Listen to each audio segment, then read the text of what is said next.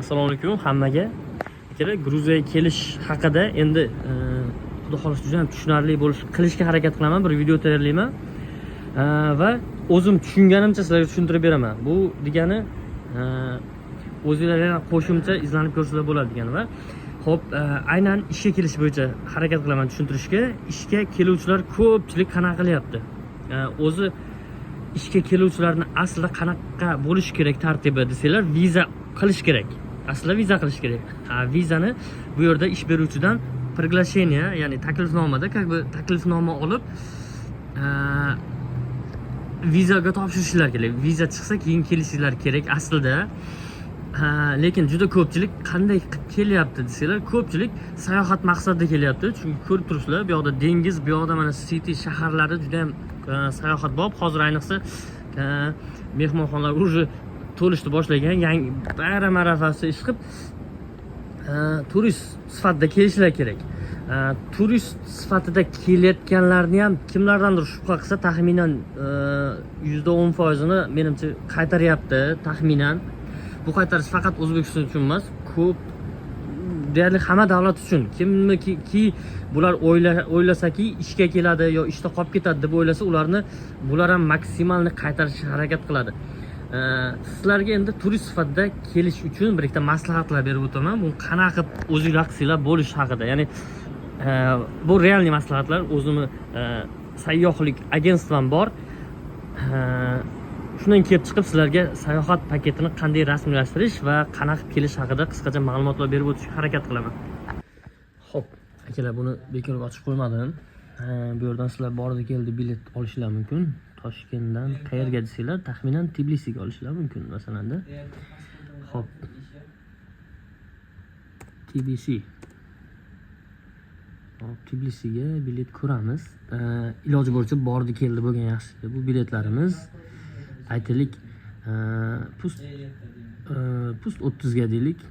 Xo'p, 30 da kelish men tavsiyam akalar.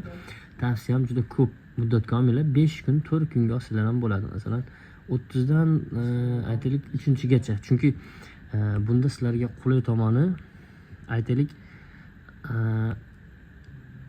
qulay tomoni qanaqa bo'ladiki, sizlar oldinglarda juda ko'p pul olib kelishinglar shart emas. Chunki pulinglarni albatta tekshiradi. Oldingda qancha pul bor deb pulinglarni tekshirib ko'radi. Xo'p, 30 ga bilet olganmizda. Ikkinchidan aytaylik, hozir ko'ramiz. Xo'sh, uzrni sizlarga tayyorlab ko'rsatganimda sizlar vaqtinglar kamroq olgan bo'lardim. Xo'p, ikkinchidan 6-gacha mana 4 kunga aytaylik bizda bilet bor ekan. Xo'p, ungacha biz booking ko'rib turamiz. Xo'sh.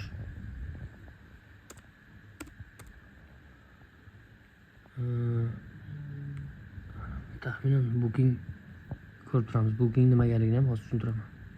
Endi bundan boshqa saytlar ham bor albatta, faqat booking emas. Xo'p. Qaranglar, 2-da kelish, 6-da qaytish. Sizlarga necha pulga tushgan bo'lardi? Qaranglar, bagaj bilan 5.900.000 mingga borib qolar ekan. Bez bagaj 5.100.000 so'mga sizlar bordi keldi bilet olasizlar albatta. Chunki bordi keldi biletni hozir so'rayapti. Turistlarda albatta bordi keldi bileti bo'ladi. Bordi keldi bileti bo'ladi. Xo'p, endi bu yerda booking. Endi booking sizlar hozir masalan Tbilisiga oldinglar. Xohlasanglar Tbilisida, xohlasanglar Batumiga, masalan 2 dan 6-gacha albatta mehmonxona bron qilgan bo'lishlar kerak. Bu yerda Andijon turibdi. Andijondan ko'rmaymiz. Biz Tbilisidan ko'ramiz. Chunki Andijonda uyimiz bor. Uyga kiraveramiz. Xo'p. Tbilisidan ko'rsak. Tbilisida mehmonxonalar. Endi buni ichida o'zingizlarga moslab shartlarni qilsanglar bo'ladi. 1 kishilik, 2 kishilik. Xo'p. Men kelayotganimda hostel bron qilganman. Xo'p. Hostel ham endi deluxe-da как бы.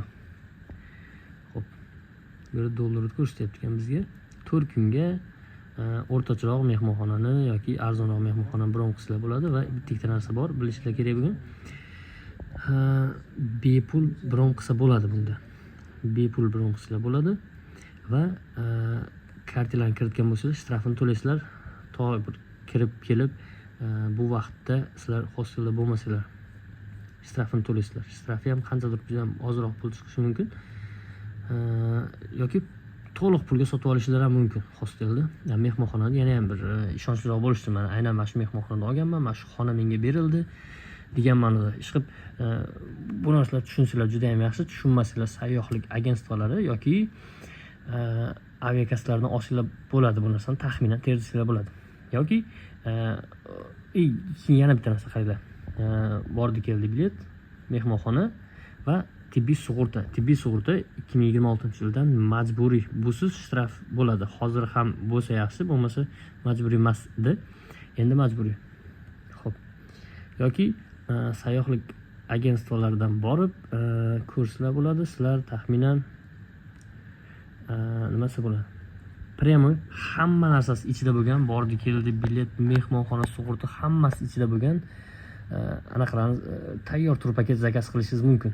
Xo'p. Tur paket tayyor tur paket aytaylik zakaz qilsalar, bunda sizlarda yugurlar kam bo'ladi. O'zingizlar bilan biletga borib, booking zakaz qilib, mehmonxona zakaz qilib, sug'urtaga joy qidirib o'tirmaysizlar, bitta olsanglar tayyor bo'ladi. Bu narxi taxminan $600 atrofida chiqadi. $600 dan oshiqroq ham chiqishi mumkin. Mana shu atrofda chiqadi chiqib. Xo'p, bu shu atrofda chiqqandan keyin sizlar endi keldinglar. Sizlar uchadigan kunlar keldi. Aeroportga keldinglar. Sizlardan 4 ta 5 ta hamma davlatda turistlardan so'raladigan narsa sizlardan ham so'raladi. Ya'ni oldingda qancha pul bor? Bu yerda misol yurishingiz uchun yetarli pul qancha? Masalan, 4 kunga kamida $400 menimcha bo'lishi kerak. Lekin tavsiya qilardimki, o'zingizlarda bo'lsa $1000 atrofida yo undan oshiq, bo'lmasa kimdandir iltimos qilib bo'lsa ham $1000 dan oshiq pul bilan kelinglar. Chunki ko'proq pul bilan kelsanglar sizlarga bitta plus bo'ladi. Shu haqiqiy turistda haqiqatan ko'proq pul bo'lishi mumkin. Bitta plus va u pulni kelganlardan keyin qaytarib jo'natib yuborsanglar bo'ladi. Lekin ishga deb kelsanglar, turist holatda отказ olish ehtimolingiz katta. Ishga deb kelishni tavsiya qilmayman. Ish uchun lekin albatta viza qilish kerak. Va hozir holatda kelsanglar 2026-yildan bu narsa sal kuchga kiradi. Bez viza ish joyida bunaqa qurilish obyektlarida ishlayotgan odamga aytaylik juda yaxshigina qimmat shtraf chiqadi. Va men o'ylashimcha bunaqa qonun kuchga kirgandan keyin, mart oyidan deyilyapti, sizni qonuniy ishga olmasdan ishlatmaydi hech kim. Chunki ularga sizni noqonuniy ishlatgan odamga sizdan ham ko'p jarima chiqadi.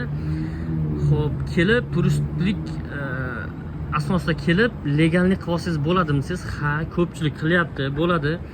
Men bu videoni nimaga olyapman? Nimaga aynan turistlik qilib kelishni sizlarga ochiq oydin aytyapman? Chunki eng arzonroq variant sizlar uchun. Lekin 100% variant emas. Bu qaytarib olish ehtimoli ham bor. Chunki kimdan shubha qilsa, qaytarib olyapti.